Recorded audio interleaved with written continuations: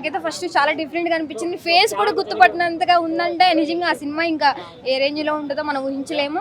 Compulsory కొత్త director అంట, కొత్త డైరెక్టర్ అంట. ఎప్పుడైనా సరే పాత వాళ్ళకే కాకుండా కొత్త డైరెక్టర్ ఇస్తే ఎప్పుడు పాత రొటీన్ కాకుండా కొత్త స్టోరీలు తీసుకొస్తారు. కాబట్టి ఫస్ట్ మంచు మనోజ్ గారికి నిజం చెప్పాలి, ఎప్పుడైనా సరే కొత్త డైరెక్టర్ అవకాశం ఇచ్చినందుకు నిజంగా చాలా ఇది.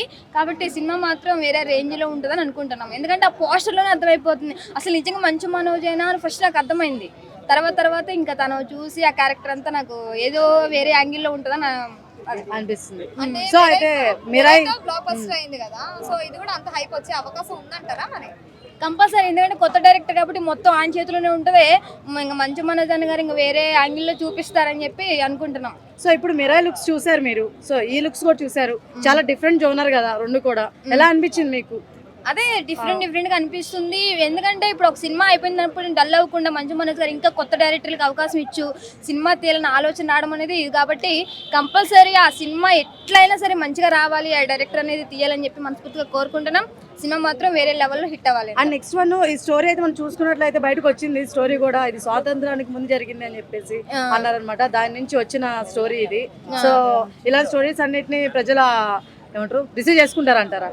కంపల్సరీ, ఎందుకంటే ఎప్పుడు ఈ లవ్ స్టోరీలు ఇవి ఏడుపులే కొట్లు కాకుండా వీళ్ళు కూడా కొంచెం చూస్తే మన దేశం గురించి కొంచెం ఏమన్నా అవగాహన వస్తుంది, కొంచెం జనాలను మారటానికి ఉంటది. ఎప్పుడు ఒక నాశనం అయిపోతే చూద్దామా, ఎవడ బాగుపడితే వాడిని చెడగొడదాం ఆలోచనలే కాకుండా మన స్వాతంత్రం తేడానికి ఎంతమంది కష్టపడ్డారు ఏంటి అనే కొత్త డిఫరెంట్గా ఒక స్టోరీ చూపించడం అనేది చాలా ఇది. కాబట్టి కంపల్సరీ ఆ డైరెక్టర్ ఆలోచనలు మనం ఎంకరేజ్ చేస్తూనే ఉండాలి. ఆ మంచు అనే సినిమా హిట్ అవ్వాలని కోరుకుంటున్నాం. అంటే ఇందులో వాటాగ్ అనే బైక్ ఉంది, అది 700 kgs ఉందని చెప్పి అంటున్నారు. సో దాని గురించి మీరు ఏం చెప్తారు? బైకా గుర్రాలు తోలనోళ్ళు లేరు, బైక్ అని పెద్ద విషయం అంటారు. గుర్రాలని మెయింటైన్ చేసిన వాళ్ళు అందుకని చెప్పి కంపల్సరీ ఆ బైక్ ని మెయింటైన్ చేస్తున్నాడంటే ఇంకా బైక్ మీద ప్రిన్సీ అంట హీరోయిన్. ఇంకా గుర్రాల మీద కాకుండా బండ్ల మీద కూడా వేరే ర్యాంక్ లో తీసుకెళ్తారు. అంటే ఇప్పుడు ఆ 700 kg మెయింటైన్ చేయడం ఒక మనోజ్ అన్నకే సాధ్యం అంటారా? లేదు, అందరికి స్టార్ట్ అవుతుంది. వద్దులే అన్న, బైక్ లో నాకేం వద్దులే కానీ జస్ట్ ఎంకరేజ్ చేస్తాను సినిమా. అంటే రామ్ చరణ్ గారు కూడా ఇందులో ఉంటారు అని చెప్పి టాక్ నడుస్తుంది, దానికి మీరు ఏమంటారు?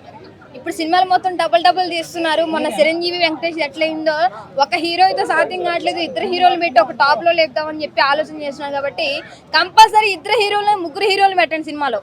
కంపల్సరీ సినిమా అంటే ఒకవేళ మీరు అనుకుంటే ఆ మంచు మనోజ్ అన్న పక్కన ఏ హీరో చేస్తే బాగుంటుంది డ్యూయల్ రోల్?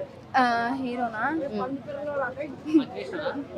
మంచు నో మహేష్ బాబు ఉంటే బాగుంటుంది. మహేష్ బాబు గారు మంచు మనోజ్ గారు కాంబో బాగుంటది అంటారు. డైరెక్టర్